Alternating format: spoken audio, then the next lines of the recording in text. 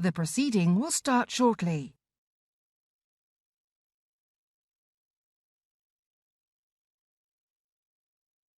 The proceeding will start shortly.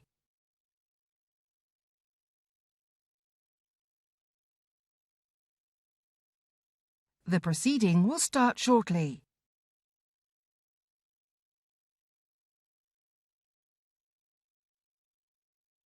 The proceeding will start shortly.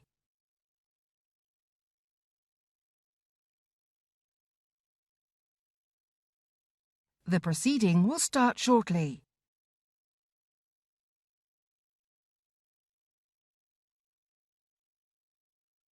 The proceeding will start shortly.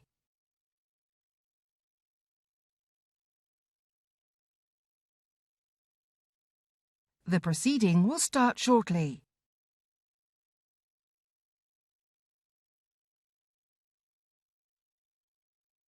The proceeding will start shortly.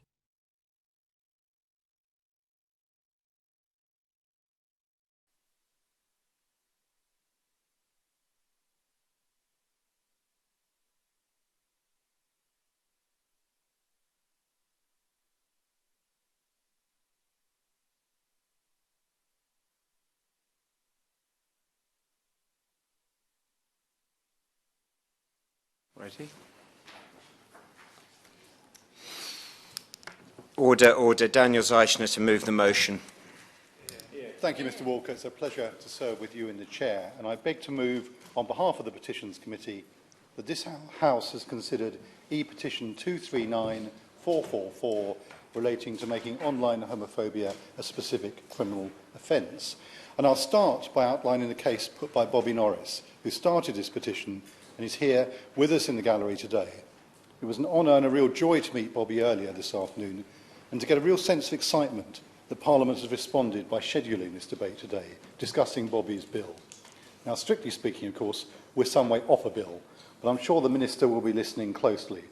And for me, apart from being slightly starstruck on meeting Bobby, the main thing that I took from our conversation was just how real, how hurtful, how profoundly unpleasant some of the abuse being received by Bobby and others is, which should add to all our determination to stamp out such abuse wherever it occurs.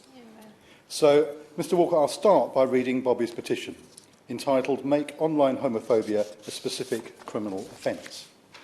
As a gay man, I find it devastating how members of the LGBT community are still subjected to homophobic abuse online. Just because I'm on TV, I don't think that makes it acceptable to be sent homophobic messages and comments on social media platforms. Nobody should have to receive these comments. I won't go into detail as to the various names I've been called, but this should not be acceptable and can have an impact on people's mental health, and has certainly helped in making my anxiety and low self-esteem worse by receiving them. Now, Mr. Walker, this petition has been signed by over 152,000 people, so it has immense public support, arising from the fantastic publicity campaign by Bobby and The Only Way is Essex, and also, I have to say, by my honourable friend, the member for Wallasey, who has worked with Bobby on this, and who spoke so passionately, eloquently and powerfully on LGBT rights last week in the Chamber in response to another debate. We were all moved by her speech, and I am proud, as a long-term admirer and friend, that she's here today to contribute to our debate. Now, Mr. Walker, there is an extraordinary division between how we treat homophobic abuse online and how we treat it in what we still call the real world. When homophobic verbal or physical attacks happen on the streets, as awful as they are, I'm thankful they still make headlines. But online abuse somehow does not seem to attract the same level of outrage, though it absolutely contributes to an atmosphere of fear and has a divisive, hateful effect. And there are many examples of this, too many examples, I would say, and I will leave it actually to others here to talk further about the injustices of homophobic abuse, as there are people in the chamber today with powerful personal experiences to share. But I think we are all agreed that it has no place in our society and must be stamped out. Now, online anti-LGBT plus hate crime is defined as any crime that is targeted at a person because of hostility or prejudice based on a person's perceived sexual orientation or gender identity that takes place online. This could include abuse or even outing someone without their consent. and this injustice is not going away. Stonewall's statistics tell us that the number of lesbian, gay and bisexual people who have experienced a hate crime or incident in the last year because of their sexual orientation has risen by 78%, from 9% in 2013 to 16% in 2017. 1 in 10 LGBT people, 10%, have experienced homophobic, biphobic or transphobic abuse online directed towards them personally in the last month. In the last month. That's an appalling figure. And people are understandably shocked by that figure, but perhaps also understandably shocked that there is no specific offence being committed outside the very fragmented and complicated laws that are used in the offline world. Will my honourable friend give way? Very happy to give way. I thank my honourable friend for giving way, and I warmly congratulate those who set up this petition and everyone who signed it. I don't know, quite frankly, how I would have coped as a young man coming out and dealing with my sexuality in a world where social media existed, and it's much worse now for people going through that. But wouldn't my honourable friend agree with me that one of the main issues with this is the anonymity with which people online can send abuse on a regular basis? And if we're going to make this an offence, which I think we should, don't we have to deal with that aspect of it first of all, that people who are using social media platforms must be identifiable in order for us to take action? Well, I'm grateful to my honourable friend's intervention, and it's a point I'll come to later, but can I say at the outset, I absolutely agree. Yeah. Now, on researching this speech, I thought it would be useful to seek some local advice, and I spoke to Anglia Ruskin University's LGBT plus society, and they told me, and I quote, "As a society and an LGBT plus community at Anglia Ruskin, we were shocked to learn that online homophobia isn't considered a specific offence. British society often praises itself for its support of LGBT plus people, which, while often fair, comes with the assumption that the fight for LGBT plus rights has been won. However, those congratulations are hollow if we aren't being protected properly by the laws of this society. The LGBT plus society at ARU works hard to offer safe spaces for LGBT plus students across campus, but we feel powerless to help students when we know they can be subject to online homophobia, something we can't necessarily help with. We need legislation to ensure LGBT plus people are protected in all walks of life, in all activities of life." And I think they put it very well. Yeah. Online homophobia and other kinds of online abuse are a relatively new phenomenon with the rise of omnipresent tech and the fact that most of us communicate digitally, in some cases almost constantly. Social media also allows us to speak to people both that we know and that we've never met at the click of a button. And regulation of online space has been a contentious issue that I say we've just not got to grips with some tech giants struggling to find ways of monitoring their users' behaviour. Now, the number of moderators working for some is both impressive, but I have to say also, to many of us, frankly alarming. Can we ever really check everything being said? Frankly, do we want to? But that is the conundrum we increasingly face. Many of the laws that govern hate speech and abuse online are drawn from various pieces of legislation, much of which was written before the widespread internet use and online communications that we enjoy today. Hate speech, including homophobia, is outlawed under 5 or more different acts. The Malicious Communications Act 1988 dictates that it is an offence to send an electronic communication in any form that is indecent or grossly offensive, conveys a threat or is false, with intent to cause distress or anxiety to the recipient. The Communications Act 2003 updates this slightly, confirming that it is an offence to send messages using any public electronic communications network, such as Twitter or Facebook, which are grossly offensive or of an indecent, obscene or menacing character. The Protection from Harassment Act 1997 contains a number of other offences, such as harassment and harassment when someone fears violence. However, this legislation means it's sometimes unclear to victims where they stand, and it is based on a communications environment which no longer exists, as some of it dates back some 30 years. Therefore, although it references online communication, it does not anticipate the all-encompassing nature of the digital world as we live within it today, and therefore the impact that online abuse can have, as part of an online environment in which many people spend much of their lives, rather than simply the email inboxes of the 1990s. Gallup, the LGBT plus anti-violence charity, explained this as, quote, online life is so enmeshed in our day-to-day lives that increasingly the online and offline world are not separate. Sometimes online hate speech is a part of a wider pattern of harassment and abuse that is happening in other areas of our life. For example, a neighbour that is targeting you in your home and online. And this is particularly damaging as for some people, school students for example, it can all too easily feel that there really is no escape from abuse if it's happening on the streets, the playground and then online as well. Now, in the government's response to this petition, they highlighted their request to the Law Commission to review current law around abusive and offensive online communications. And the Law Commission produced their scoping report in November last year, which concluded that theoretically, abusive online communications are criminalised to the same or even a greater degree than equivalent offline offending. However, there is considerable scope for reform, and the Commission said that many of the applicable offences do not adequately reflect the nature of some of the offending behaviour in the online environment and the degree of harm it can cause.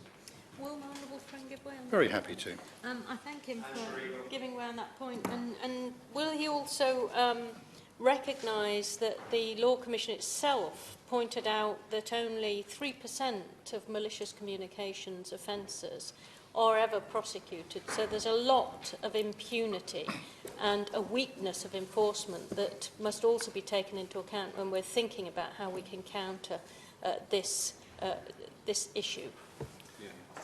I'm grateful to my honourable friend for her intervention. She's absolutely right, of course. Enforcement, and I will come to enforcement in a moment, is a key issue.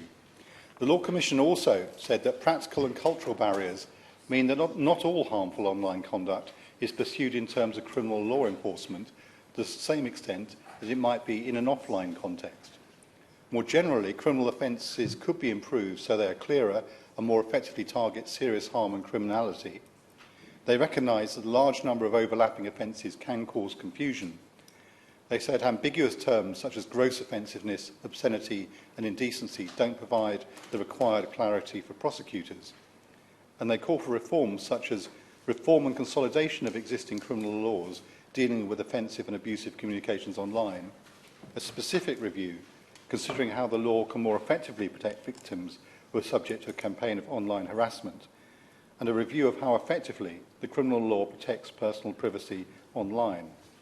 And these reforms could serve to clarify victims' rights and make prosecutions more likely to succeed.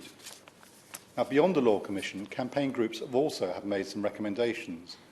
Stonewall recommends that online platforms should clearly communicate to all online users that anti-LGBT abuse is unacceptable and advertise clear privacy, safety and reporting mechanisms. They should deal with all incidents of anti-LGBT abuse seriously and swiftly, keeping people informed about the progress and outcome of reported incidents, including what actions have been taken and why, and working with the police and the Crown Prosecution Service to develop more effective responses to anti-LGBT hate online in consultation with LGBT people and organisations. Now, the government are currently consulting on their online harms white paper, and I look forward to the Secretary of State for Digital's roundtable this Wednesday, because this is an important issue which I would suggest cannot be left while the government prevaricates on our place in Europe.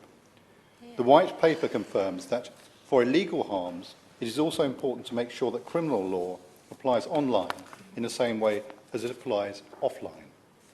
Now, these are big questions. They raise big challenges around how social media platforms in general should be regulated, around anonymity, and around enforcement. Frankly, I think the bullies should be unmasked, and the tech platforms should be doing it themselves, not waiting to be forced. Unmasking will also allow more effective enforcement. The white paper, in my view, does not look sufficiently at ways to tackle enforcement.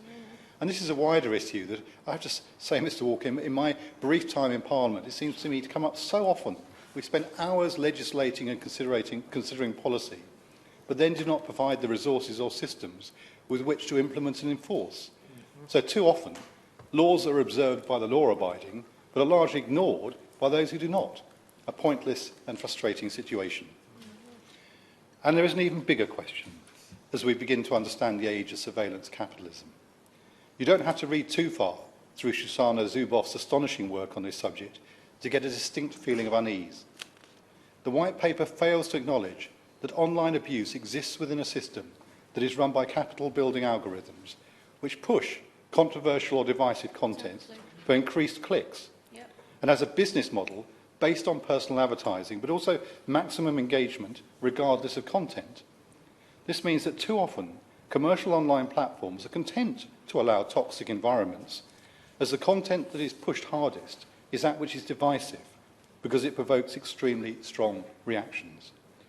In an excellent article on this in The Guardian last February by Paul Lewis, he exposed how algorithms promote fake news on YouTube as fiction outperforms reality. The promotion of this kind of content contributes to an environment where problematic language and ideas are completely normalised, meaning there's a degree of desensitisation. We must row back from this and take online homophobia for what it is, hate speech that must not be accepted. So, Mr Walker, I have strayed a little from the specifics of this petition into the wider debate, and I'll conclude by returning to the narrower subject. As chair of the all-party group on data analytics, I meet many people who are rightly enthused by the potential of big data to be a power for good. But the sheer pace of change, often out of public sight, means that we have a responsibility to also ask serious questions about how these new technologies are being used and what effect, unintended or not, they may be having on individuals and on our society. What we do not need is to develop new ways of people being unpleasant to one another. We have enough of that already. I am not one who instinctively wants to ban or regulate. I'd rather that people behaved well and decently to one another. There will always be differences of opinion. It's a good thing. But my plea, as we move towards Bobby's Law, is to people to just be nicer to each other. Is it really that hard? But for those who can't, we need laws to protect ourselves from them. And my very simple message to the tech companies and the Minister is that we now need to move swiftly to make it clear that online homophobia, like all other hate, has no place in a civilised society. And the one difference between the online world and the offline is that in the offline, we do not terminate people's account. But in the online world, we should. If you can't behave, you're out. And in my view, we'll be all the better for it. The question is that this House has considered e-petition 239444 relating to online homophobia. I call Mr Howell. It's a great pleasure to serve under your chairmanship.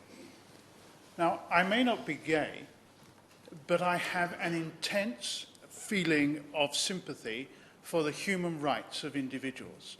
And what this petition does is to strike a blow for the human rights of individuals. And we've already heard from the Honourable Gentleman's description the enormous scale of the problem. And we've heard of some of the areas in which this occurs. And I do thank him for exposing the full extent of this activity. Now, I know that the petition suggests that there should be a separate offence for homophobia. And I can see the logic for that, and I can see why people might want that. But it is part of a much bigger picture, and it needs to be seen in the context of that bigger picture in order to be able to decide what to do about it. And there have been references already to the work of the Law Commission in looking at this, and I think that we are still expecting a report back from the Law Commission in 2020 to look at hate crime and how this is developed. And actually, I have a lot of time for the work of the Law Commission. It's generally very thorough and very detailed, and we should take account of exactly what it says. But I think the distinction that is being made between online and offline when it comes to dealing with the sexual orientation of individuals is in some ways a bit misleading. It is absolutely essential that we stamp out the rigidity in how people look at the sexual orientation of people, and we do that both offline and online. There is something special, though, about online abuse. It is so utterly cowardly. It's so utterly cowardly that the people who put it forward don't need to disclose half the time who they are or what their views are. We can see what they want to, the point that they want to make in it, and it is exactly the same point that we see in other areas where hate crime is endemic, such as Islamophobia, such as anti-Semitism, for example.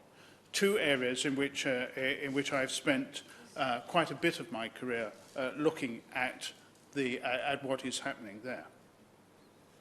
And I, for one, would welcome the creation of the National Online Hate Crime Hub, because I think that has the potential to bring in the specialist police officers that can be used to really root this problem out.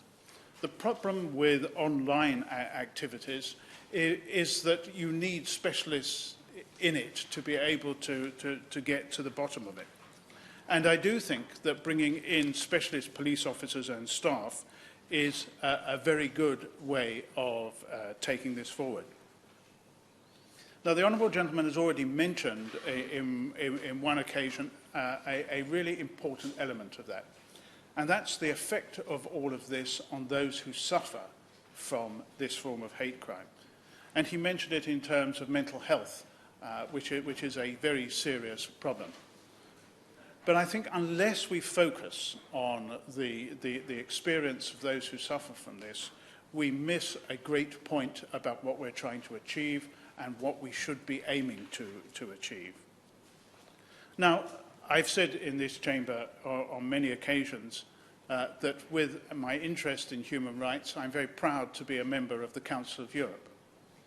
And it will be of no surprise to this chamber to know that the Council of Europe is fully supportive of the actions that we would like to take.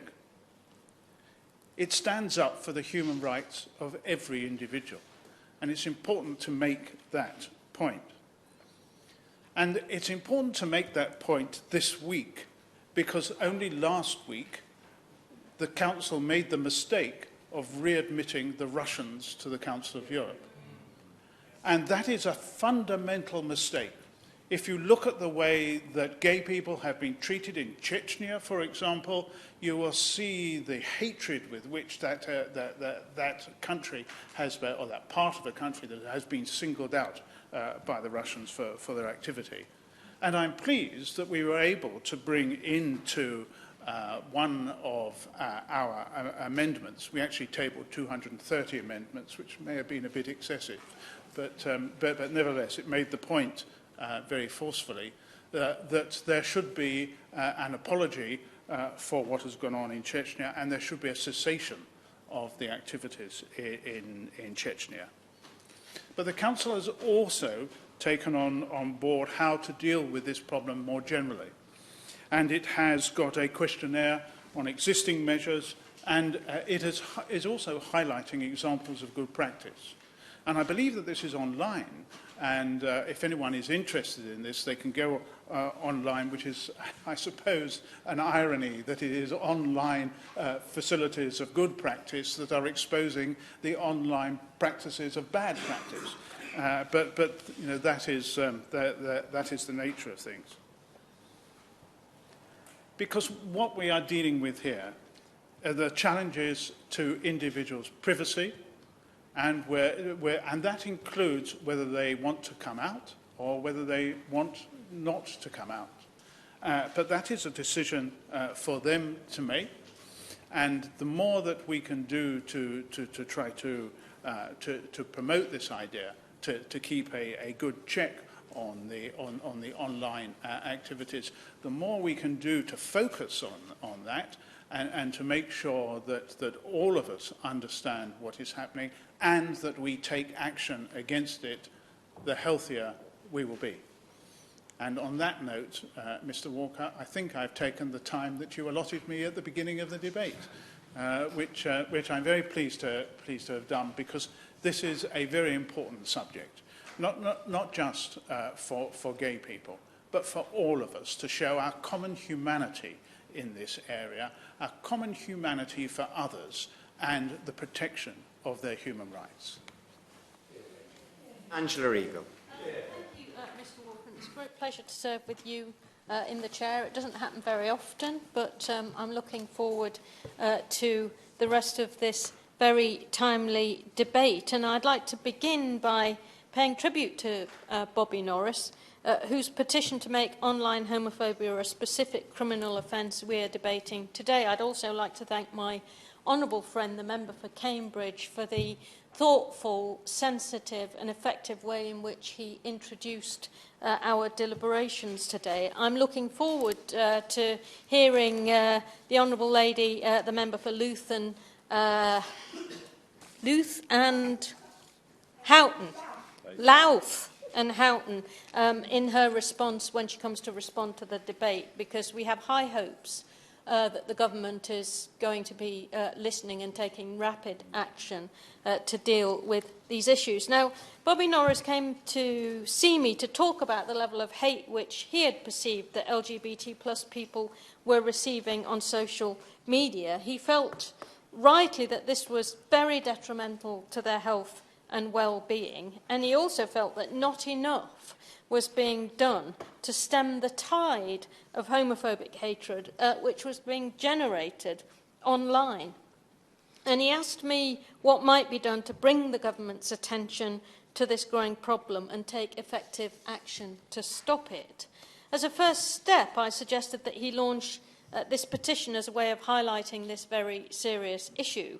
To date, the petition has attracted over 152,000 signatures, which is why we are having this very timely debate, and it demonstrates that our petition system is working very well. It's a relatively new issue, a relatively new thing in our old Parliament, but at least it connects us to the modern world and demonstrates that our Parliament can indeed be responsive to the issues that people worry about outside of the Westminster debates that we have here. I think also, Mr. Walker, it's a sign of the angry and hate-filled times that we live in that Bobby has now found himself the target of turbocharged online hate for daring to put his head above the parapet and take a public stand against this damaging growth in online homophobic abuse. He's strong enough to deal with it, but the point is that he shouldn't have to, and nor should anyone else. And the damping effect that this type of unwritten threat, that if you stick your head above the parapet or you have an opinion about something, that somehow you will be dealt with online in the way in which Bobby Norris is now experiencing, I think does not cast a good light on the health of our democracy. And those who argue that one should be allowed to say anything online in the interest of freedom of speech somehow miss the bad effect on our democratic debate that allowing this kind of abuse and lurking abuse just ready to be uncurled and thrown at somebody actually has on the health of our democracy. The fact that this is happening shows that the development of social media has many benefits, and we can all name them, but it also has brought with it significant downsides. The fact is that social media has unleashed a level of hatred and harassment which shames our society and threatens to undermine and dampen our democracy. Hatred and abuse generated on social media is doing real damage to the mental health and well-being of hundreds of thousands of people who are targeted by trolls. Undoubtedly, hatred and abuse spills out from the virtual world into the real world. And if we're to call ourselves a civilised and good society, I believe this must not be allowed to flourish online or indeed offline with impunity. And I want to argue today that we need to change our laws to protect much more effectively than is currently the case against these new harms. I look forward, as I said earlier, to hearing what the Minister says later in our deliberations, and I'm looking for urgent action from the government to try to get a grip of this worrying situation. I'm sure there will be sympathy aplenty from the Honourable Lady, but what we really need is determined and rapid action. Now, this debate is timely for many reasons. We're holding it 51 years after homosexuality was first partially decriminalised in the UK. We're holding it 50 years after the Stonewall riots in New York signalled the beginning of the fight for LGBT liberation worldwide. And we're holding it in the aftermath of the World Pride March, which has just drawn 3 million people to the parade in New York over this weekend. It looked like quite a party, Mr. Walker, and I was very sorry to have missed it. But we are also holding this debate in the week of the huge Pride March, which will bring London to a joyful halt this coming Saturday. And I have no intention, Mr. Walker, of missing that party. It's undoubtedly the case that the LGBT liberation and the fight for respect and equal treatment in law has come a very long way in the last 30 years here in the UK, and we shouldn't underestimate the progress that we have made. As the first openly lesbian government minister, and only the second out lesbian ever to have been elected to the House of Commons, I am proud to have played my part in the many gains which were made during the period of the last Labour government. This included granting equal status to LGBT plus people and their relationships in law. It included repealing the odious Section 28, which stigmatised LGBT plus people at school, and banning all discrimination in the provision of goods and services on the grounds of sexual orientation. That has undoubtedly made the lives of many LGBT plus people immeasurably better than they would have been had we not been able to make that progressive advance.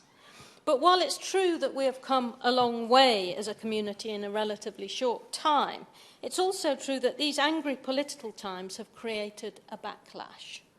There's been a spike in violence and hate crimes against the LGBT plus community in recent years, and it seems now that online abuse is spilling over into real-life violence. Homophobic and transphobic hate crimes have doubled in the last 5 years. And yet 4 in 5 hate crimes go unreported by the victims, according to the LGBT Equal Rights Campaign Stonewall. The comprehensive survey LGBT in Britain has revealed that 1 in 10 LGB people have had online abuse directed at them personally, as my honourable friend, the member for Cambridge, pointed out in the last month. But that figure actually rises to 1 in 4 for trans people, who are especially in the front line and vulnerable at the moment. These figures are brought to life when we think of the actual victims of this increase in violence. In London, a couple of weeks ago, 2 gay women were beaten and robbed on a bus by 5 teenagers for refusing to kiss each other on demand. In Southampton, 2 women kissing in the street were injured by an object thrown at them from a passing car. In Liverpool, 2 men were stabbed and seriously hurt in a homophobic knife attack. And one of those held for the attack in Liverpool is 12 years old, Mr. Walker. In Birmingham, there have been vocal anti-LGBT demonstrations outside 2 primary schools, mischaracterising and protesting about the No Outsiders curriculum, which teaches respect for diverse families and seeks to end the stigmatising of LGBT people in school. Utterly false and outrageous claims have been made that these lessons are trying to turn children gay. In my view, the government have not reacted firmly enough to prevent this happening. I think our values of respect for diversity in society are now being tested, and we must not be found wanting in our defence of them. Now, as my honourable friend, the member for Cambridge, was saying in his introduction to the debate, there are clearly in place current criminal laws which rightly offer legal protection from direct homophobic physical violence to all who experience it. In fact, both the Public Order Act 1986 and the Criminal Justice Act 2003 offer extra opportunities for the courts to increase sentencing in such cases of assault if they believed that hatred of LGBT people was an aggravating feature of the crime. This demonstrates society's determination to prevent the kind of hate speech and activity that would cause our society to lose its civilization. And it's right that that is an aggravating offence in law. But the laws around online abuse are far less coherent and effective to use and apply successfully. My honourable friend, the member for Cambridge, pointed out some of the practical difficulties and the fragmented nature of that law. They're inadequate and they're in urgent need of an update. Inadequate though they are, they would also benefit from being enforced more seriously by the police.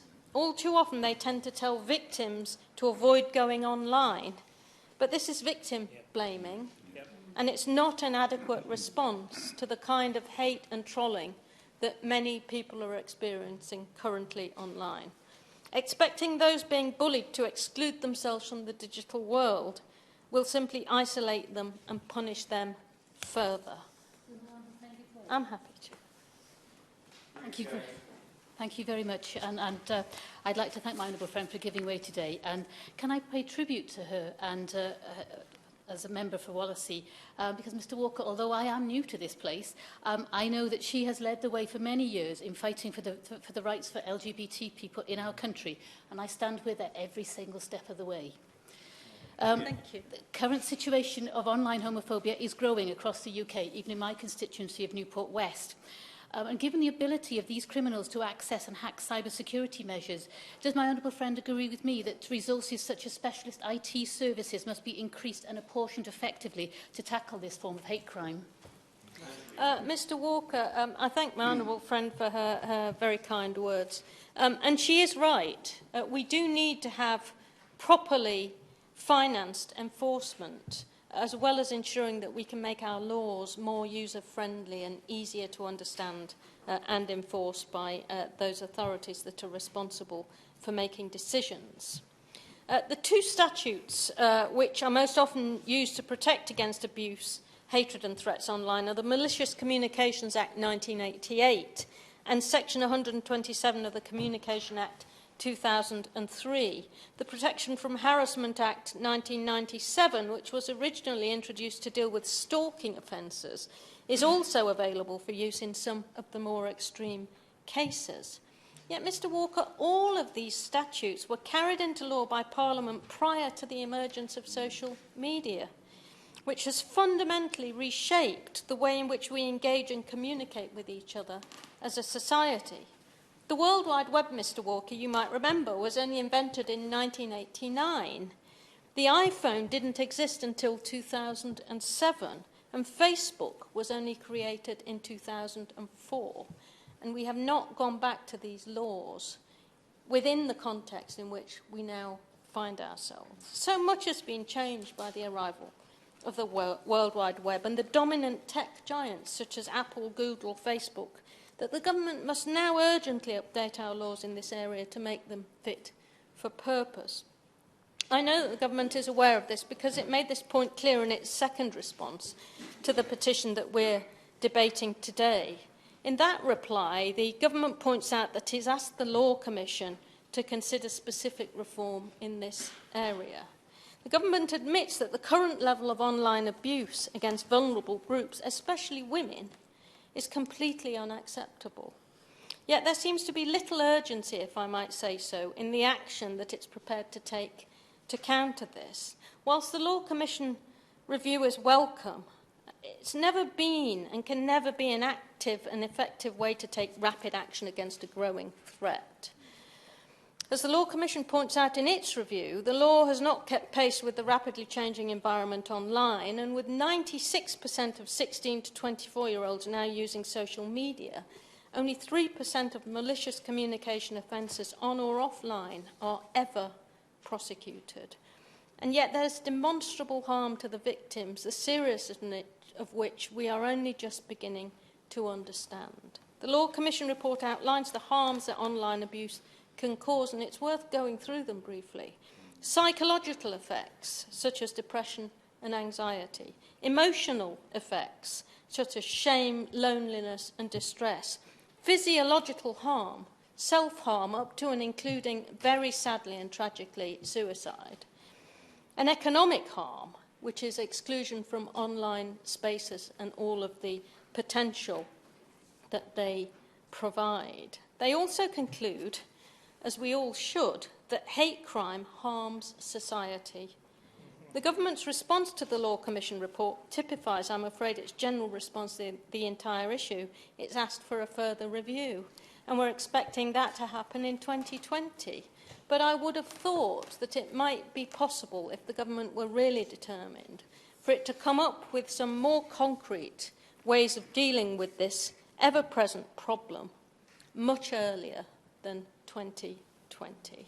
And I certainly hope that the Minister can give us a bit more confidence that this issue is getting a higher priority than it appears to have at the moment, and I hope that she'll make us happy with her response later on. In the Online Harms White Paper, which the government published in April this year, they rightly characterise the new online environment as resembling the Wild West. After all, this is the world of alternative facts and casually forming fascism, which has been allowed to fester. And it's high time that there were tough rules and regulations enforceable in law. Completely spurious anti-vax propaganda spreads doing real damage to real lives offline. Mad conspiracy theories spread unchecked by truth and reality. Large numbers of people believe the world is run by lizards. It's hard to believe that we went through the Enlightenment if that kind of approach to truth and facts is going to be allowed to fester online. And people ought to be worried about the effect that this is having on people's ability to judge facts and truth, without which we will not have a democracy that we can call the name. Terrorist propaganda and online exploitation of children proliferate. After the Christchurch terrorist attack, 300,000 of the 1.5 million copies of the live streaming of murder, which were uploaded to the internet, went undetected by the automated systems which were attempting to take them down, making the view of that horrendous event available to all who wished to view it. So can the Minister assure us that we can expect more determined and urgent action to enforce decency and standards online? Is she prepared to increase the punishments for abuse so that the harm caused is better represented in the sanctions which are available to the courts? What action can we expect to see to ensure that enforcement is much more effective, including financing adequate enforcement? Currently, it's laughably inadequate. When can we expect to move from endless press releases and the commissioning of more reviews to concrete action which minimises online harms rather than tolerates them and expects victims to put up with it? Will the Minister support moves such as we've seen in Austria to end online anonymity and remove the digital mask behind which so many perpetrators of abuse hide? Mr. Walker, it's time to get serious about the trail of damage that this behaviour causes and to introduce updated, effective and streamlined laws to counter this menace. House. Thank you, Mr. Walker. It's a pleasure to serve under your chairmanship. And I'm happy to contribute today and to represent the 159 constituents from Bath who have signed the petition, but I also want to pay tribute to those who have initiated the petition and the many thousands who have signed the petition. It is shameful, Mr. Walker, that a debate about online homophobic abuse is needed in 2019. Intolerance anywhere is unacceptable, but it is especially despicable against people who we should support and protect. Insulting those who already face so much discrimination is vile, and we should do our utmost to stamp it out. We have made real progress in tackling homophobia, and I'm proud to be a representative of a party who championed the Equal Marriage Act in 2014. But there is so much more that we need to do. Homophobic abuse, intimidation, threats, harassment, assault and bullying are hate crimes, both in the physical world and online. Social media is full of this content, which has gone unpoliced. Legislation changes slowly, while abuse and bullying is very adaptable and moves quickly. Whilst working on the Voyeurism Act last year, this became painfully obvious. Our law is designed to govern real-world spaces, and our security struggles to enforce it online. Upskirting was a positive step, bringing an abusive online practice into both the public and parliamentary spotlight. In the case of upskirting, there was a specific gap in the law that required filling. Homophobic abuse is more complex. Creating new legislation is not always the best way of protecting people. My party calls to extend the definition of aggravated offences to cover hate crimes motivated not only by racial or religious hatred, but also by hostility based on gender, sexual orientation and disability. This would protect the victims, sending a clear message that homophobic abuse is a hate crime. The online aspect to this abuse is harder to solve, and yet I'm not sure that creating a new offence is what is needed, and here we might have a debate and possibly disagree. I think we must make our existing law fit for 2019 and ensure that our security forces can handle online crimes. This is a question of capacity training and education. Police forces and prosecutors are under increasing pressure from central government to do more with less resources. This simply isn't good enough. If we want our security forces to be responsive and protect people across the spectrum, we cannot handcuff them into ever-shrinking budgets. We need an online crime agency, an organisation with the training and resources to investigate online abuse and harassment. The government must also invest in understanding internet safety and locating the gaps between enforcement and regulation. Upholding the right to freedom of expression doesn't mean a laissez-faire approach. Bullying, abuse and harassment, which presents people expressing themselves freely, cannot be tolerated. Online harassment, as many of my colleagues here are already aware and have agreed to, often falls into the grey area between expressing a view and inciting harm. We must educate everyone as where to these boundaries are, and users must be empowered to report comments or content they are concerned about. We have fallen behind when it comes to protecting our LGBTQ+ community from online harassment. This is a symptom of the government's failure to adequately understand and resource cybersecurity, to engage with the new problems of the digital age, and to educate in a way that protects tolerance and progressive values. And yes, absolutely, why can't we all be a little bit nicer and more tolerant to each other? The days of normalising homophobia are behind us, but we must work collaboratively across the House to ensure that they don't return, and we must do everything across the House and everywhere in our society to stamp out homophobic abuse online. Thank you, Mr. Walker. Mr. Pollard. Thank you very much, Mr. Walker. It's a pleasure to see you in the chair, and it's a real privilege to hear my honourable friend from Cambridge introduce this debate with such clarity and passion. And at risk of fanboying myself on both sides of where I am now, to see Bobby Norris and the leadership he has given has been incredible, and it's good to see here, but also to see my friend from Wallasey and the leadership she has given in this debate is also a privilege. So I feel in the middle of two incredible people at this point here. Mr. Walker, hate is on the rise. We all know that in our communities, and it's no different in Plymouth, where I represent as well. And we need to recognise that hate is on the rise, and we need to properly appropriate the reasons to the causes and deal with those, but we also need to reflect that for the vast majority of people in our society, they are not in control of the laws. They don't get to write what the legislation that they'll be governed by, but we can here. And that's the real opportunity with this petition, because it speaks to the lived experience of not just the 150,000 people that signed the petition, but countless others who are victims of abuse all the time. Now, I've said this in a number of different debates, and every time I do, I get emails from people saying, oh, I didn't know. And I would like to think it's because I'm so epically fabulous that I don't need to out myself all the time, but frequently I do. And I'm very proud to be gay. And I say that because I'm Plymouth's first ever out MP. And that means something in a community where we have not always been proud out and proud, and we have frequently been hidden at the peripheries of society, written out of the very history that we have contributed to. And especially in a naval city like Plymouth, LGBT people have not always been at the forefront of our public life. And that is changing, and that is changing, and that is a good thing that we do so. That's why I feel very passionately about this.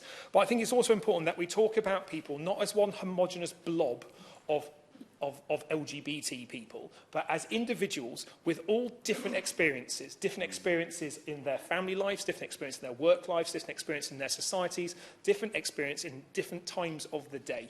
And that's why when we say LGBT+, actually, for those folks that talk about LGBT equality, and I know there's lots of them in this room, we just say LGBT. Well, actually, if you break down what LGBT means, you can see different lived experiences for all those different communities online.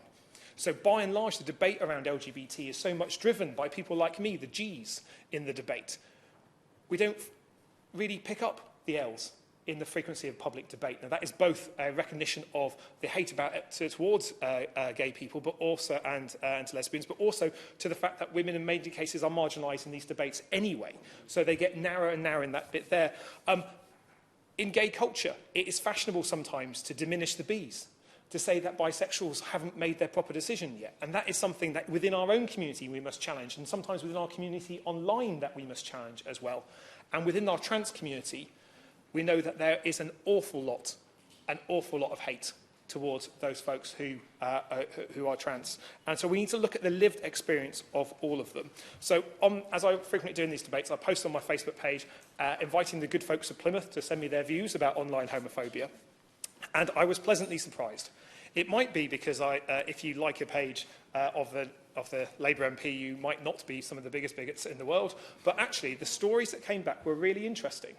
I was expecting some abuse myself for that debate. I was expecting a repetition of some of the abuse that came when I spoke in a debate in the main chamber about LGBT inclusive children's books, about the fantastic Tango Makes 3 book. And if you haven't read it, it's well worth a trip to your local library, about 2 gay penguins that adopt a baby penguin. And I was speaking about age-appropriate SRE. And the abuse that came back was, quite direct.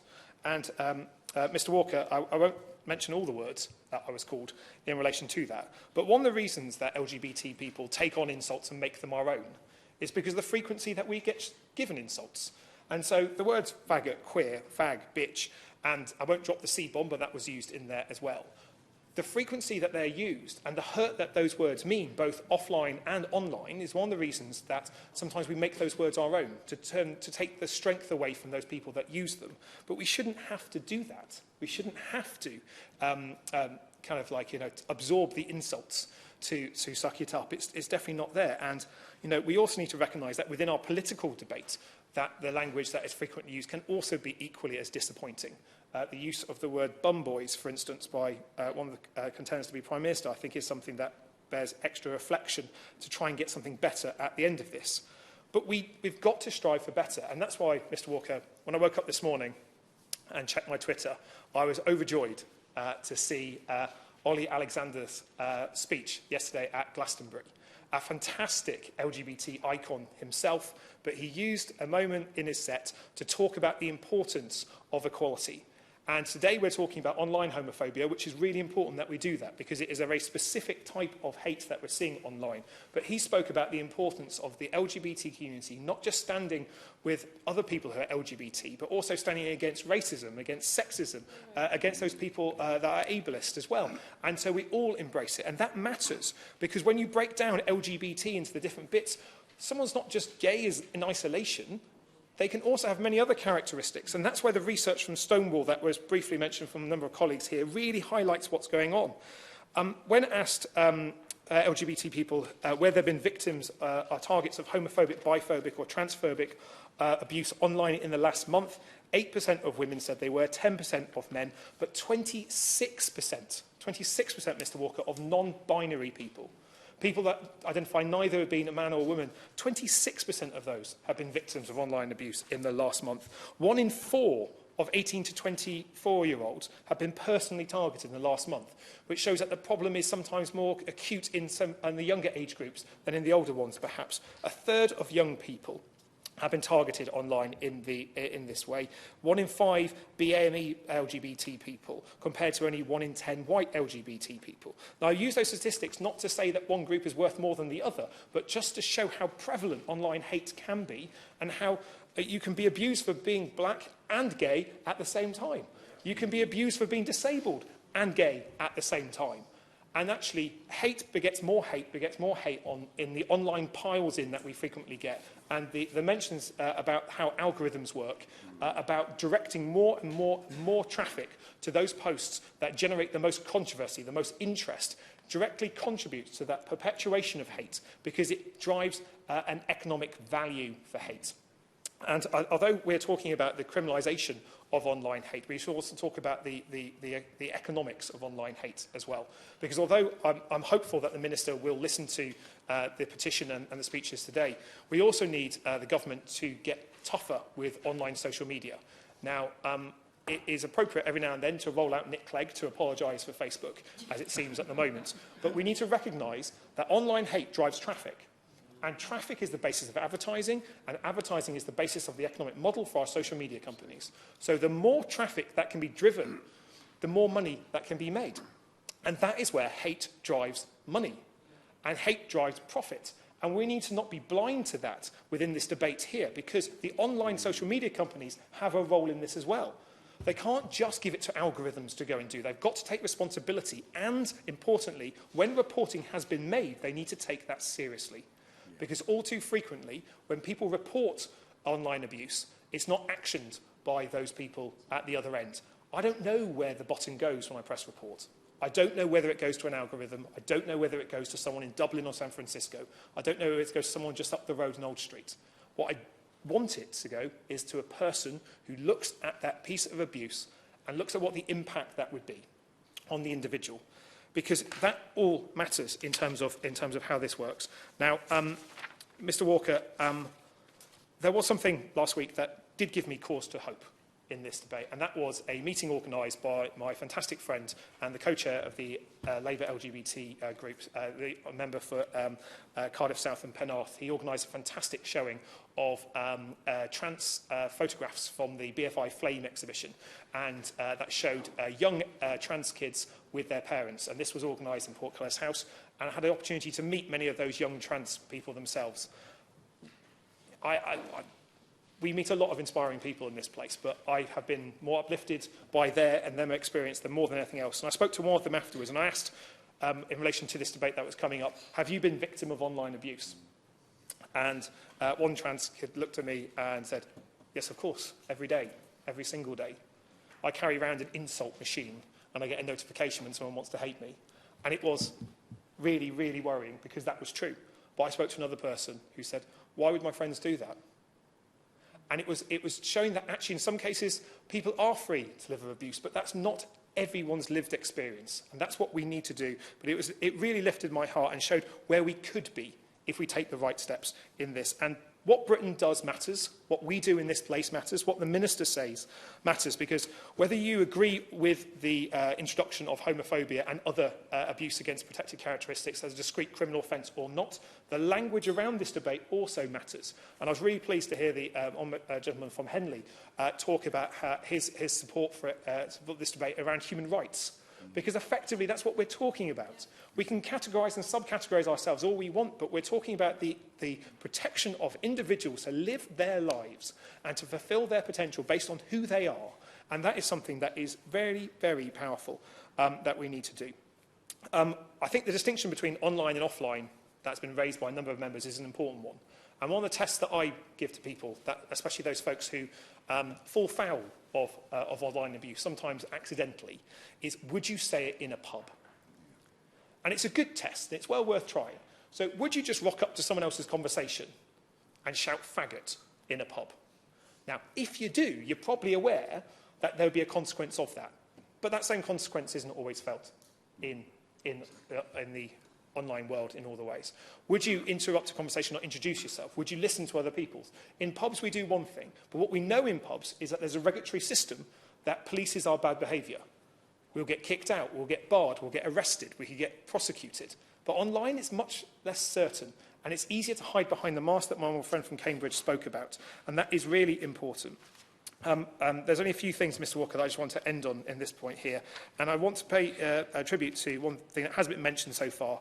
We've spoken about the importance of police and enforcement. We've spoken about social media to up their games. But I want to say thank you to all those people that work in third-party reporting centres, the organisations, charity groups, community groups right across the country who actually do so much to support, nurture and encourage, protect those people that are victims of abuse, both online and offline, who frequently don't go out without a mention in relation to this. I've used an online reporting centre myself to report homophobic abuse, and it was a good experience that made me want to encourage other people to do that. But, Mr Walker, this is the gayest parliament in the world. We have more LGBT representatives than any other parliament on the entire planet. So let's use that. Let's use those lived experiences to help drive that legislative change that my friend from Wallasey spoke so clearly about. And I'd say to the Minister that there's 150,000 people that signed this petition, but don't think of it as 150,000 people. Think of it as 150,000 episodes of lived experience, people that have been bullied and felt an impact of it. Because that's why the bullies do it. It's a little bit like any economic drivers. If it didn't work, people wouldn't still do it. But bullying does work. If you bully someone, you can create an effect on the person you're bullying. And that's why bullies do it. And actually, in some cases, people are falling into it accidentally. For the vast majority of people are good law-abiding citizens who don't want to hurt their fellow neighbours, don't want to hurt people online, and sometimes their words are inappropriately chosen, column-mumsy chosen, typed fastly. But we're not talking about them in this debate, and it's really important to make a distinction between those people that might accidentally fall foul of using language that was not appropriate or not timely anymore. We're not talking about them. I don't think we are. We're talking about those people who are persistent bullies, who go out and abuse, who make death threats, rape threats online, to talk about outing people inappropriately, to talk about revenge porn. That is the type of stuff that we're talking about here. Those people are not normal law-abiding citizens. They are the people that my friend from Cambridge spoke about that we must do something about. But we have come so far in the last 25 years in terms of LGBT equality. What we now need is the law to catch up with some of those advances and some of those changes within our society that are welcome and that are positive. Because it's not yet the place where LGBT people across the country can feel safe and included and free to be themselves in Britain. I'm hopeful that the Minister will give us positive news as a step forward to making that the safer place that we want to see. Thank you. Dr Hughes. Thank you, Mr Walker. It's good to see you, Chair, and also to follow so many eloquent speeches. Can I first of all thank the Honourable Member for Cambridge for introducing the debate in the way in which they placed it. And I hope that Bobby will understand as an honorary Essex boy who studied at the University of Essex for 3 years. He's no longer, I think, in the public gallery. That I commend him for all the work that he did. Let us be clear that the intrinsic nature of homophobia, whether it be in the real world or in the unreal world, it's bullying, as already been mentioned. It's a bully that doesn't show its face and is often ignorant of the reality and its impact of that type of discourse. Though, let's be clear, there are plenty of those who have this type of discourse, which is based on a falsehood evidenced in hate, which allows them a veneer of respectability. There are those of us who even believe we see it in this place on a regular basis. Therefore, why should the digital age be less full of hate than the previous age? The LGBT community has, since the dawn of time, faced unfounded and pernicious discrimination. As an openly gay man, I'm very much aware of it. And I actually was born into a world in which homosexuality was illegal. I hope that the Right Honourable Member for Wolseley forgive me if I mention that the legal systems of the United Kingdom meant that in Scotland homosexuality was not decriminalised until 1980. I was 9 years old. And in Northern Ireland it was not decriminalised until 1982. And I think the notions of who we should be, the dictation of what we are meant to conform to, is so often what underlines hate, and the transfer of hate from the real world, as I say, to the unreal world should come as no surprise. This debate, especially on the 1st of July, as we have now come to the end of Pride celebrations in June, specifically, and I know there's Pride March coming up in London at the end of the week, should remind us, especially those in the LGBT community, about the real nature of Pride, and that is activism and solidarity, and how we must now seek to transfer that traditional method of activism and solidarity to the unreal world, where we really need to challenge it. It is a situation in which neither politics or religion or society is free. I'm especially grateful, as I mentioned in a debate on the floor of the House last week, that the Roman Catholic Bishops' Conference of Scotland have signed the TIE campaign, which ensures that, and they have stated that no child in Catholic schools in Scotland, state-funded, should leave schools being bullied because they are gay, whether it be in the real world or, as I have said again, the unreal world. Now, you use the terminology unreal world, for online is not real. The words are real, the hate is real, but it's a world which is controlled in a very different way. I think we need to also be clear that online homophobia crosses in also to the political sphere, a place in which it has always found fertile ground, whether it be in the far right or on the extreme far left. We have also heard earlier on about mention of the LGBTQ community in Russia, who suffer more in terms of the onslaught of online hate transferring into physical hate. We heard also about Chechnya. We can only imagine the trauma caused to the LGBT community there. But let's not assume either that social or liberal democracy is free from it. How many political debates have we had in this place which have been infused by across both the right and the left? And no political party, including my own, can claim a clear conscience on the history of homophobia. And as of today, I'm sure I'll actually start to get a hell of a lot more of it, because I actually don't get that much of it. I do believe that's about to change. And I actually have even told my team who deal with online communications for my office to expect it, because it's something they've never really had to deal with. I'm also especially grateful to the 256 constituents of West Dunbartonshire who signed the petition. And I'm also note the action also, and I have to say, is because a lot of the elements mentioned today are devolved to the Scottish Government and also the members of the Scottish Parliament in light of the Lord Brackadale review into hate crime legislation in Scotland, which reported last May 2018. And Mr Walker, the crimes against LGBTQ people in Scotland have risen. It has been noted, and it's in an ever-changing world, therefore there is no place for complacency.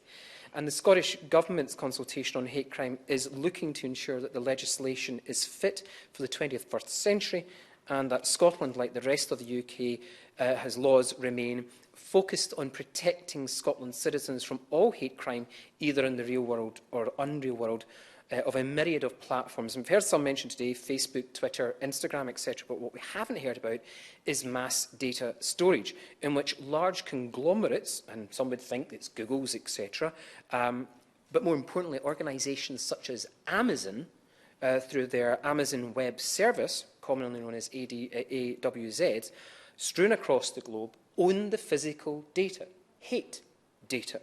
Now, we can be no doubt that such private companies are very much aware of the online hate which they physically own, and they must be challenged in their custodianship of such hate-filled data. To exclude them from this debate is to ignore the very word online in it, and to ignore the principle of how hate-filled data dominates our lives today.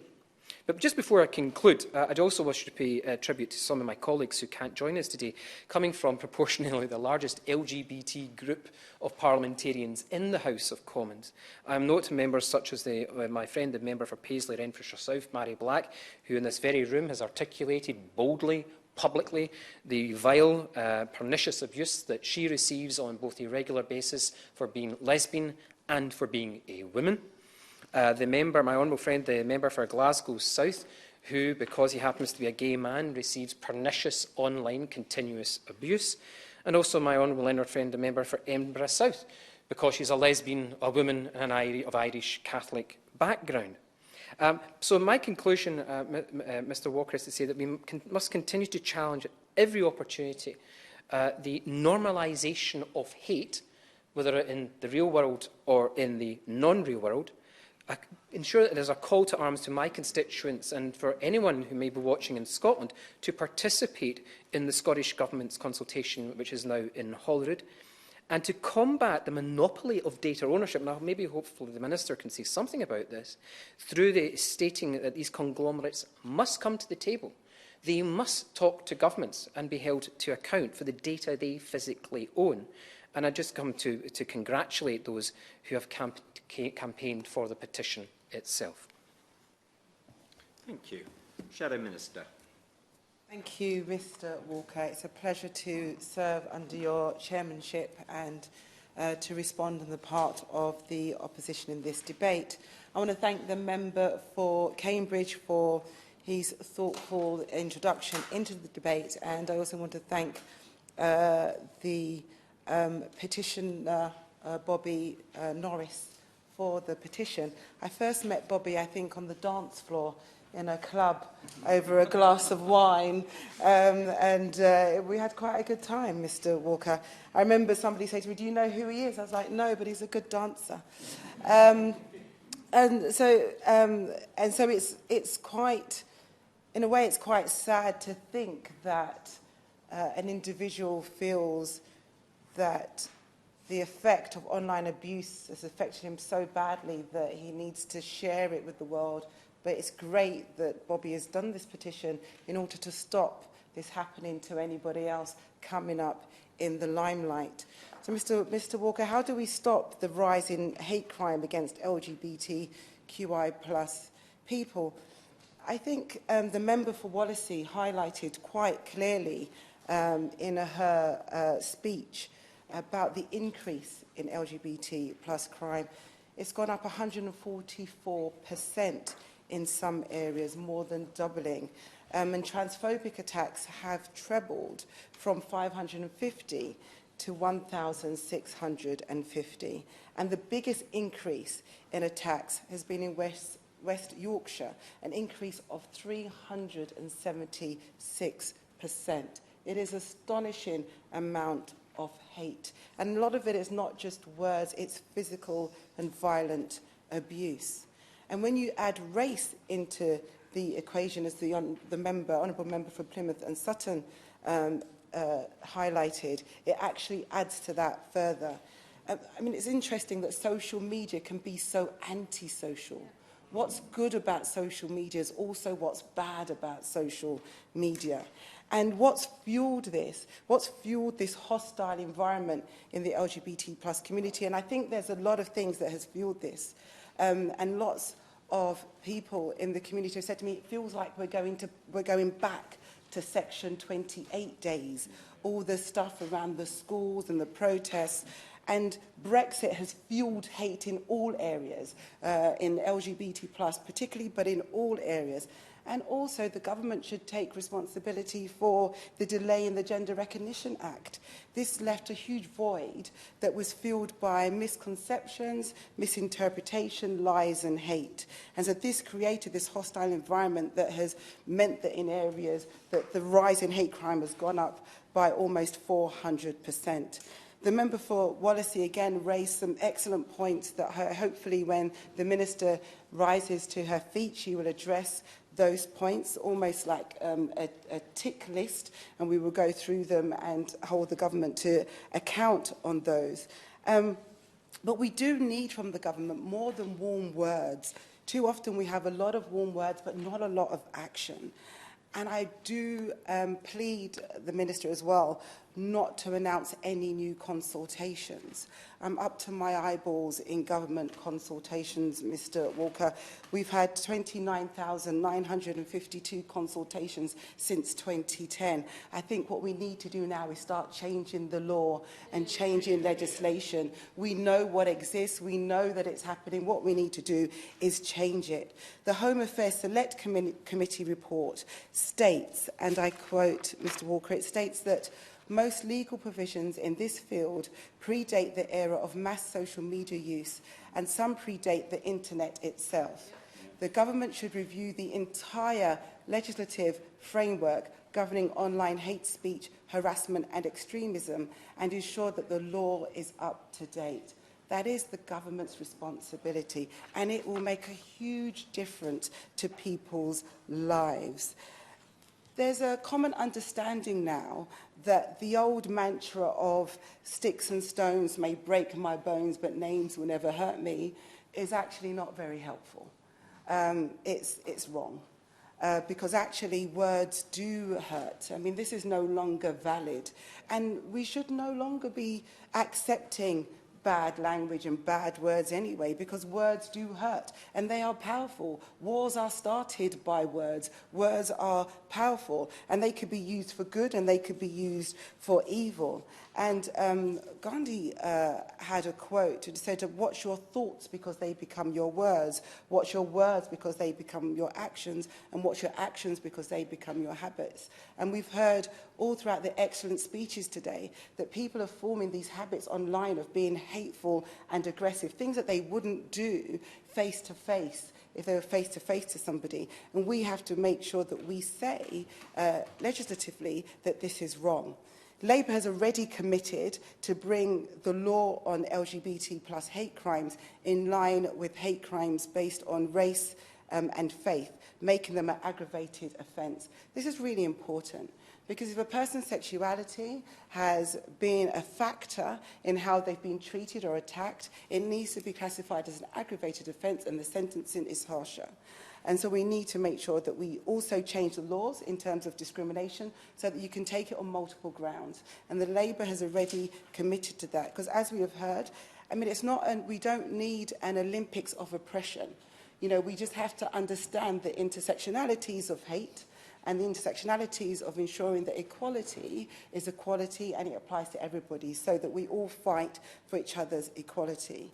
The member for Cambridge also mentioned about unmasking the bullies. And it's really important that we hold these social media providers to account in unmasking these bullies. It can be done. You can trace them back. And not only should they be unmasked, but we should be closing down all their social media platforms, whether it's Twitter, Facebook, Instagram, and I'm sure there's a lot more that I don't know of because they increase and grow every day. But once you are hateful, vindictive in any way online, that's it. That should be taken away from you. Because just imagine that we could be saving somebody's mental health, and we can also be saving people's lives. And that's the difference that we should make in this House. Absolutely. The list of social media platforms that she spoke about, she should also include online dating apps within that, because the abuse that is sometimes given, especially to those people with disabilities on, say, Grindr or on some other social apps, can be really painful. And as in many cases, people have opened their heart up to look for someone special, the abuse can sting even more in relation to that. I thank my honourable friend for that intervention. And absolutely, and sometimes you have people who deliberately go on those platforms, pretend to be something else, and they call it catfishing. Okay, I have to keep up. So deliberately go on those platforms just to get people to open up and then bring them down and abuse them. And that kind of cruelty, who wants to live in the world where we have that kind of cruelty, or where we are not doing something, actively doing something to close down that kind of cruelty? Mr. Walker, I'd like to just, there are lots of people in this arena who have paved the way over the last 25 years and 50 years to make sure that we are living in an inclusive society. I hate the terminology tolerant. I don't want to be tolerated as a black woman. I want to be accepted for who I am. I don't want us to tolerate people for their sexuality. I want us to just accept them for their sexuality. And there's lots of people and organisations, Stonewall, Diva, LGBT Labour, Lady Field. There's lots of people who, as I said, they had the New York Pride this weekend. Ruth Hunt, who's just stepped down from Stonewall, has done amazing work. Linda Riley, Sarah Garrett Pride, UK Black Pride. The Albert Kennedy Trust, who looks after people who are kicked out of their homes, who are removed from families just because of who they love. They give them a safe place to be and live. And I just want to end on this, Mr. Walker. If anybody's looking for something to do this weekend, if they want to surround themselves in an environment where there's happiness, where there is love, where there is diversity, where there is smiles, where there is a lot of dancing, where there's a lot of drinking, if I can say that, a lot of drinking, then join myself, the member for Wallasey, and all the others who will be on the Pride March in London this weekend. If you ever need a reason to understand why you should just let people be, Pride is one of those places where you can just live and understand what it means. Yeah. Minister. Well, Mr Walker, it is a pleasure to serve under your chairmanship, and may I start by thanking Bobby Norris for raising this important issue of online homophobia, and thank the more than 152,000 people who have signed the petitions so far, and I understand it's still open. I'd also like to thank the honourable gentleman for Cambridge for opening the debate in such a thoughtful way, and thank all colleagues who have contributed this afternoon, who have given different accounts, some very personal, of their own experience or the experience of their constituents in this of online homophobia.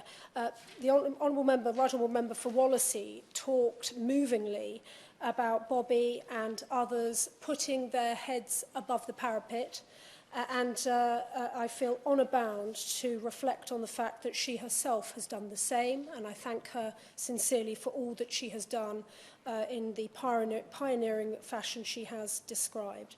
And the honourable member for Plymouth, Sutton and Devonport rightly talked about the very diversity within the phrase that is LGBT+, to describe a wealth of experiences, richnesses of life experiences and qualities, some happy, some sadly not so happy, but I thank him for making that very important point. And as has been reflected already, this debate is very timely because, of course, we are on the cusp of one of the world's largest Pride events this weekend in London, but also last week we remembered the 50 years that has passed since the Stonewall riots, an event that sparked a global advancement of LGBT+ rights around the world.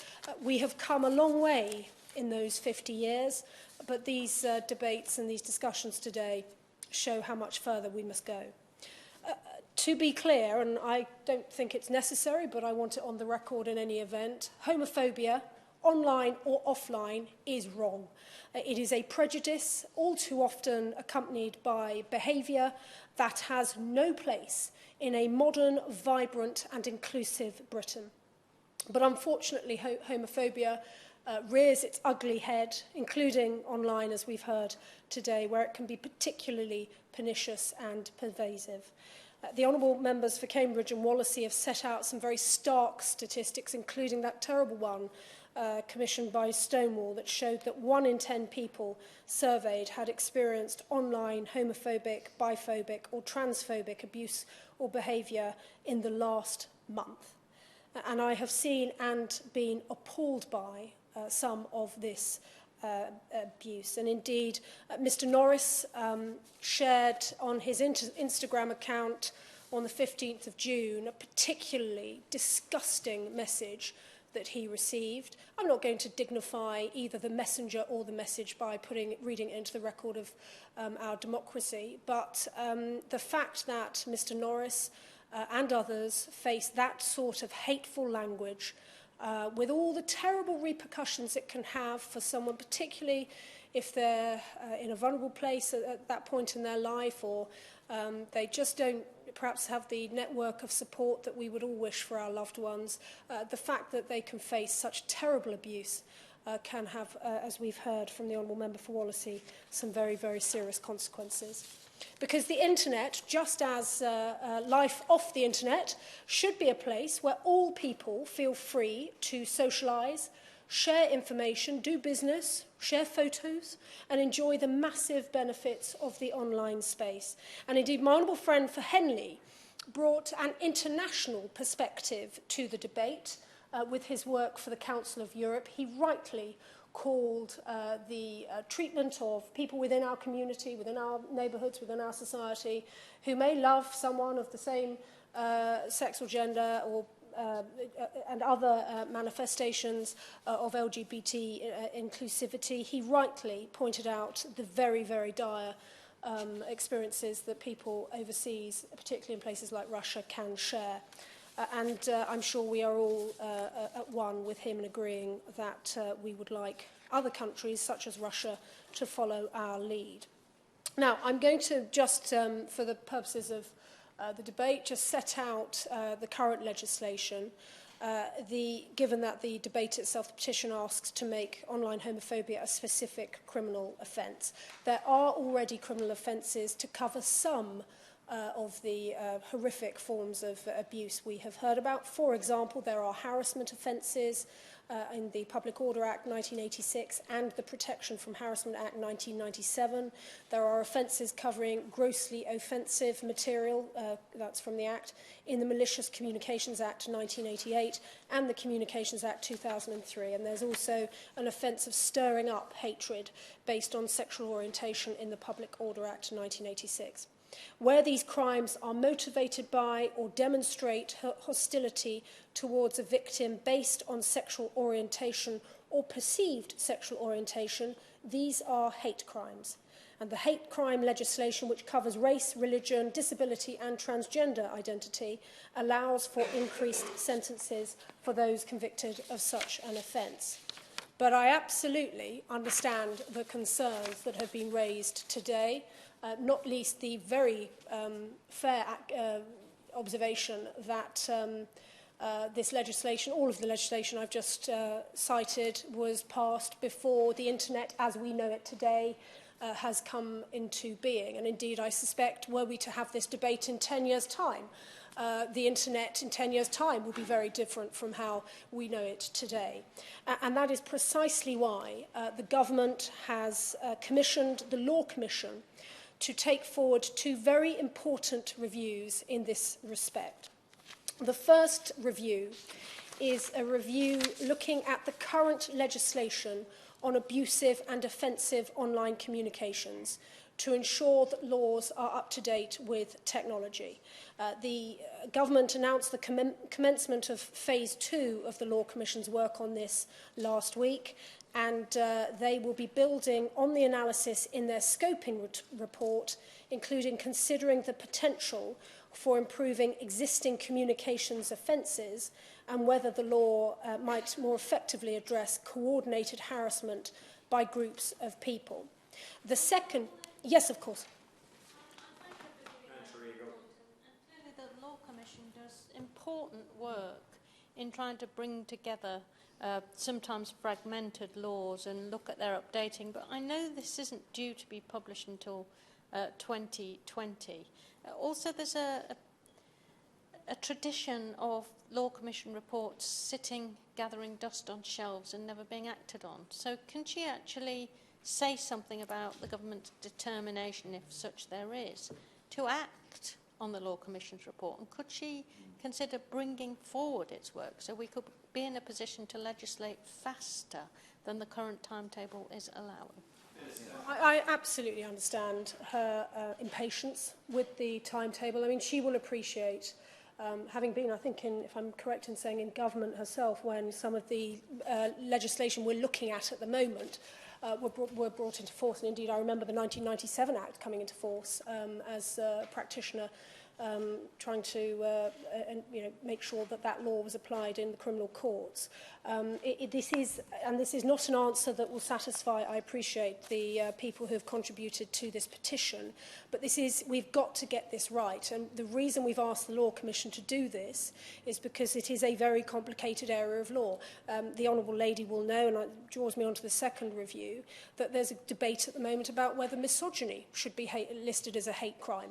I have, in this chamber, I think almost a year ago, been very open to the concept, to the idea that that form of hatred, particularly, interestingly, as has already been said, the intersectionality with homophobia, biphobia, transphobia, and others,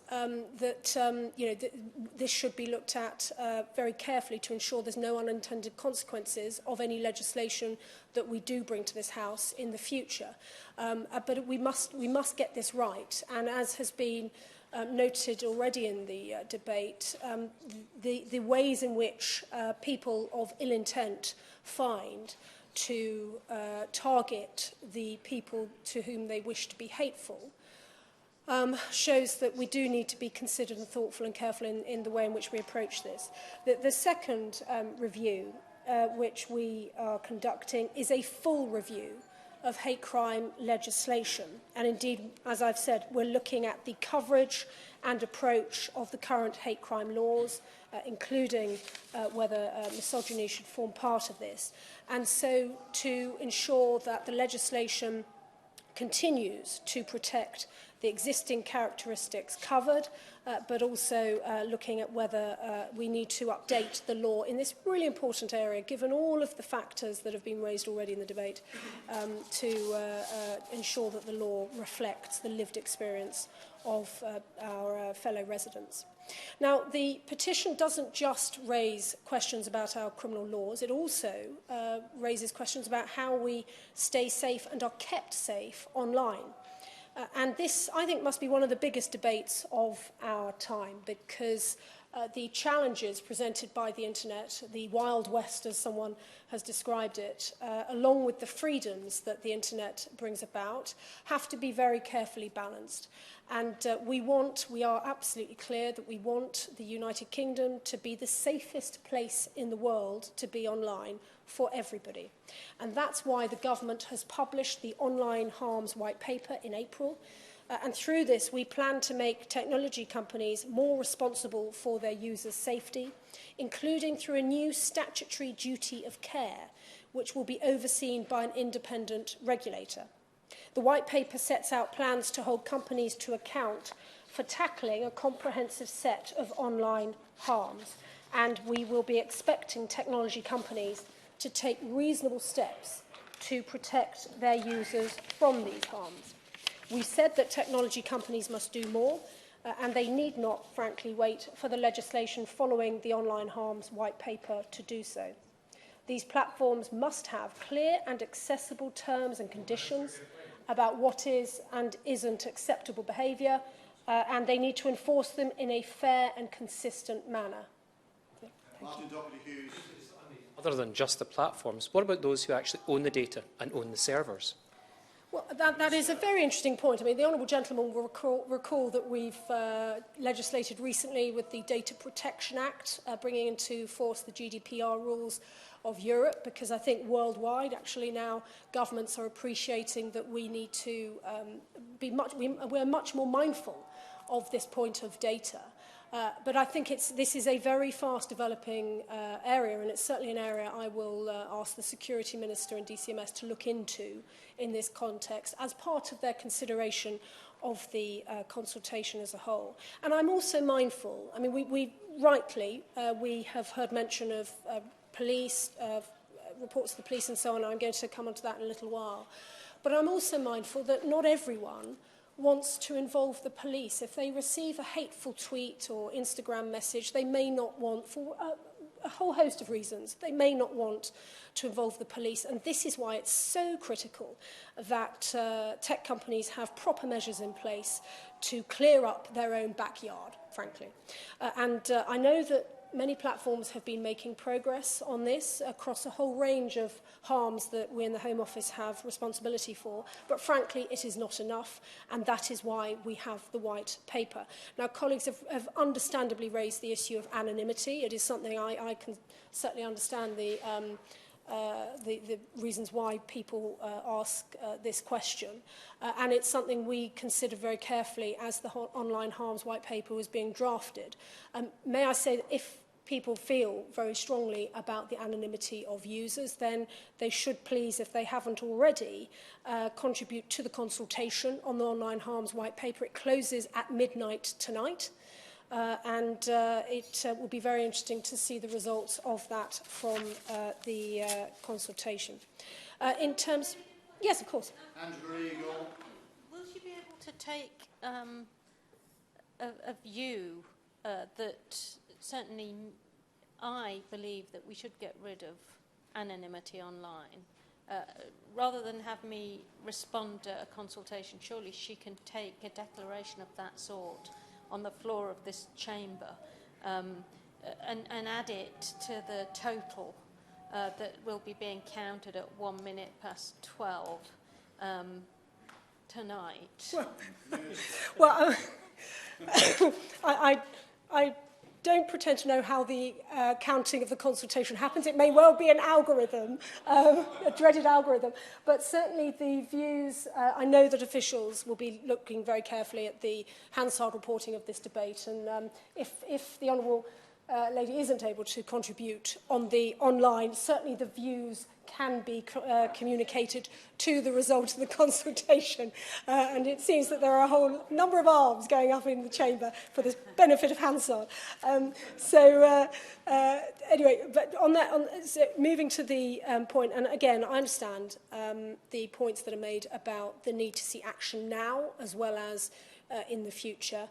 And this is why we have set out under the Hate Crime Action Plan the fact that the government is taking forward a number of commitments which will support a robust criminal justice response for those who do feel able to seek the help of the police, or for who find themselves in a situation where others call the police on their behalf. And of course, I'm very, very struck and join those who have already mentioned in this debate the horrific attacks we've seen in London, Merseyside and Southampton recently. And indeed, we know that the police are doing all they can to bring the perpetrators to justice.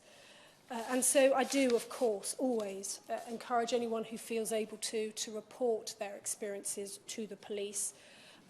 Also to ensure perhaps that they get the right support. And there are many excellent support and advice centres for victims of homophobic incidents, particularly the charity Gallup, with whom we in government work closely. But I take the point about the reaction of the police when someone is able to report an incident to them. And that is why we are funding a police online hate crime hub to improve police response to the victims of online hate crime. We're raising awareness of hate crime through a public awareness campaign, which people may have seen last autumn and again this spring. Yes, of course. Ruth Jones. Yes, thank you, Minister. I understand that you'll be employing these experts, but can I specifically request that you look at the IT side of things, because obviously cybersecurity is really important to us in tackling these crimes. So can you specifically give a pledge about the IT specialists as well, please? Well, yes, very happy to. We are funding the Police Online Hate Crime Hub, and the Hub is an expert police team which helps forces across the country to respond to hate crime cases effectively.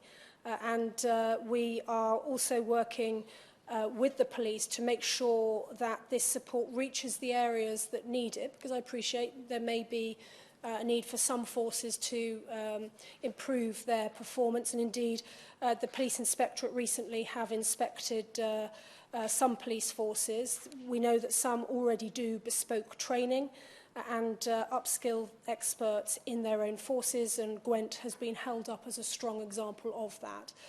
But we need to ensure that in our awareness campaign, that members of the public understand, first of all, what hate crime is, the forms it can take, and also that, so as was mentioned in the debate previously, that the use of certain words, languages, and may well be incredibly offensive and abusive to people. And it's about having that understanding of one's own conduct as well. And so we're very much pleased to be supporting a number of community projects focused on tackling LGBT plus hate crimes, including working with Bernardo's, Stop Hate UK and the football initiative Kick It Out. We continue to take this and other work forward, working closely with the Government Equalities Office and a range of stakeholders, including Gallup and Stonewall. Sorry. So I would like to conclude by reiterating the government's unwavering support in the fight against homophobia in all its forms. No one should have to face abuse or discrimination or harassment based on who they love. The government is absolutely committed to eradicating bigotry and abuse. And this chamber, I think, agrees with the plea of the Honourable Member for Cambridge for us to be civilised in our debates. The sketch writers may have a field day tomorrow with us all agreeing that we should be nicer to each other, but I do think there seems to be disagreement across the chamber there. I do think, yes, of course. Obviously, we should all be nicer to each other, Mr. Davis. But the plain fact is that a lot of people are having their mental health badly affected because there are some very nasty people out there, and this can only be solved by taking this much more seriously and much more urgently than I'm afraid the Minister seems to be indicating that the government are going to. I'm sorry, I simply don't accept that. I was trying to end on a note of collegiateness because, precisely because of the experiences that have been reiterated and addressed in this debate. I simply do not accept that I'm not taking this with seriousness. I was simply agreeing with her honourable colleague that actually how we use our language and trying to be decent and civilised in our interactions will go some way to making it clear to those who do not use decent and civilised language and behaviour that that is simply unacceptable. And I do hope that is a point on which we can all agree. Thank you. Thank you. Daniel Zeichner to wind up. Daniel. Thank you, Mr Davis, and I would thank all who have spoken in the debate. I think it's been a constructive debate, and we've had positive contributions from all the major parties in the chamber. There are reasons to be optimistic. As I was preparing this speech this afternoon, I looked out of my office window and saw the rainbow flag flying above the Treasury. A few weeks ago, we had a marvellous Pride event in Cambridge, and I was heartened by the comments from a number of speakers about the action that's being taken around the world at the moment. And the member for Henley talked about the Council of Europe. But I have to say, in conclusion, I do have to echo the frustrations that my honourable friend for Wallasey expresses. They are fine words from the government. I think perhaps I recollect in the discussions around the Data Protection Bill, on our side of the House, there is a frustration that the government doesn't seem to be able to move as quickly as the tech industry, and the technology keeps changing. And it's hard. No one disputes that.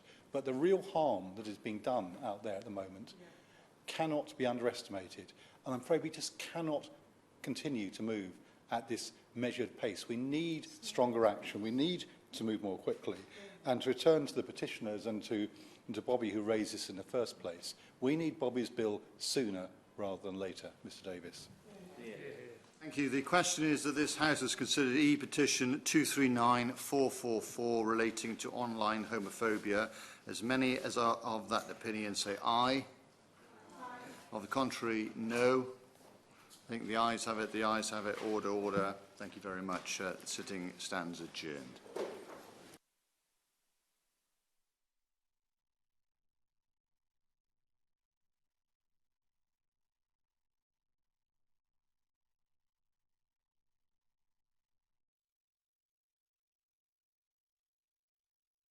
The proceeding has ended.